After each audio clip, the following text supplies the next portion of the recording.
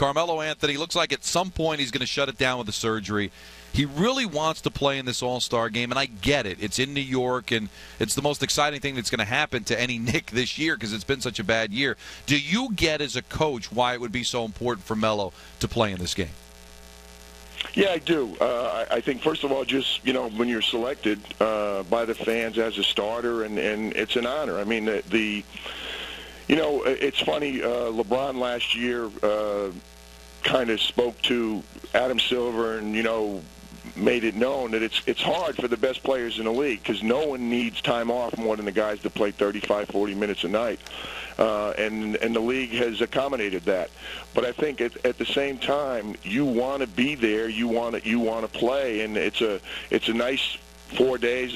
There's some social aspects to it. Fortunately for Melo, there's no travel involved, and I can definitely understand, wanting to be there, be a part of it, especially when you're a starter, and especially when it's in your own building. So I think for a lot of reasons, I definitely understand why he feels that way. Would it bother you though, PJ, if he's unable to play on Wednesday because of the soreness in his knee in a regular season game, and then plays in an exhibition game on Sunday? Well, that would be that's more for Fish or for Phil to comment on that. Honestly, if it's my guy, and I think he needs the rest and to get him back healthy and playing for us.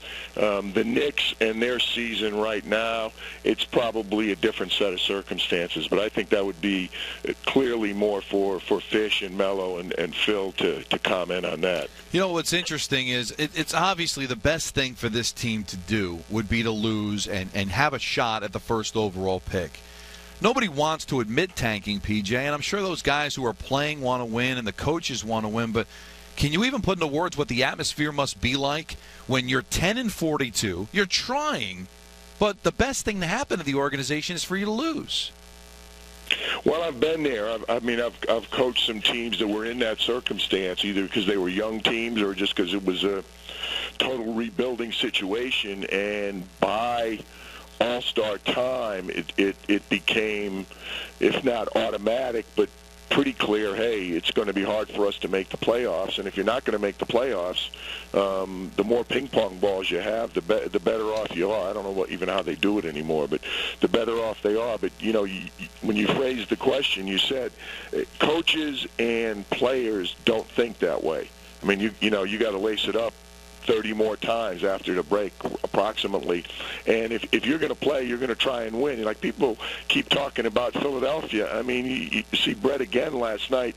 I mean, I know Brett Brown, he's trying to win games. Now, their organization and the roster they've given him, they've kind of, made it clear that their priority right now is probably not winning games. It's continuing to accumulate, really good young talent and then build for the future. But the players and the coaches are never going to feel that way. They're always going to go out and try and win games. So it's kind of a strange situation. I hate the term when people talk about tanking and everything like that because I don't think the players and the coaches feel that way, and they're the ones that are out there, and they're the ones that the people are coming to see, frankly. So that's where it really gets sticky when you're, the prices we're charging for NBA games, and people are coming. They're not just coming to see the other team. I don't care. They're coming to see their team play also. So it gets to be really a slippery slope when you start talking about what's motivating people or what are you playing for. Talking with ESPN NBA analyst PJ Carlissimo here with Don LaGreca, Ryan Rucco, on the Michael Kay Show. PJ, you coached with Pop for a long time, and to me, when we get to do national games and go in with talk with him, he's my favorite coach to listen to.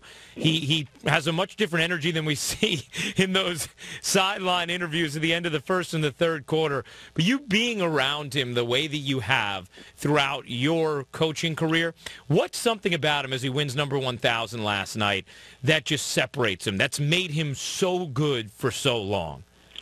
Well, it's hard to pin down one thing, Rye. I mean, I was lucky. I did the game for San Antonio Television, and I just did 3 games for them this year. I did one a couple weeks ago, and I did last night's game, and I'm doing tomorrow. We're in Detroit. I'm doing the game tomorrow. So it was really totally by coincidence, but it was really nice being there. He's a complex individual. I mean, I think you got to look at a number of things. He's highly intelligent to begin with, so he's very organized, and yes, his X's and O's are great, but a lot of people who coach have understand the game. We're not talking brain surgery here. We're talking basketball. But the way he handles people, I think, is probably the single biggest thing that separates him from other people. His relationships with players, with different types of players, the way he's able to handle a lot of different people and understand what motivates them, or do you really get on them? Do you not get on them that much at all? Do you get on them privately? And then the ability to do that, to treat everybody differently in terms of, relating to them, but yet at the same time to have one set of rules and everybody gets treated the same, whether it's Tim Duncan or whether it's somebody that's on a 10-day contract right now. And it's very clear. I mean, I used to always marvel when we would do a trade or when you draft a young guy or you sign a free agent.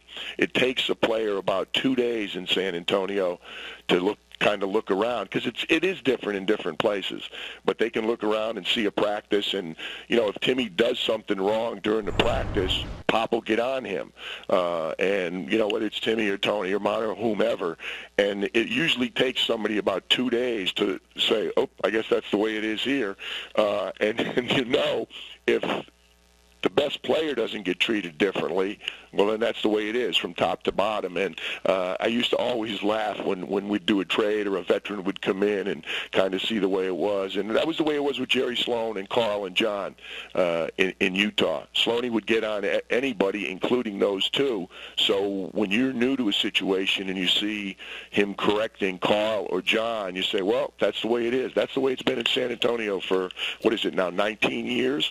And that's because of his relationship with Tim and Manu and Tony in particular, because those guys, Timmy the longest, but those guys have been here a long time too. And that's just the way it is in San Antonio. There's a Spurs way of doing things that Pop insists upon, but in the same way, it's not my way or the highway. It's his relationships with the players enable him to be able to get on them, to be demanding, and yet at the same time to have the kind of relationships that when he wins the 1,000th game last night and that, they go out and it's a team dinner and everybody's there, and, it's different. Last night was not any, it was different because Pop won his 1,000th game, but that was probably, and I haven't been with them all year, but it was probably the 6th or 7th team dinner during the year. If they stay in the city for a couple days or before they leave the next night, he'll just say, hey, we're going to so-and-so tonight. If you want to come.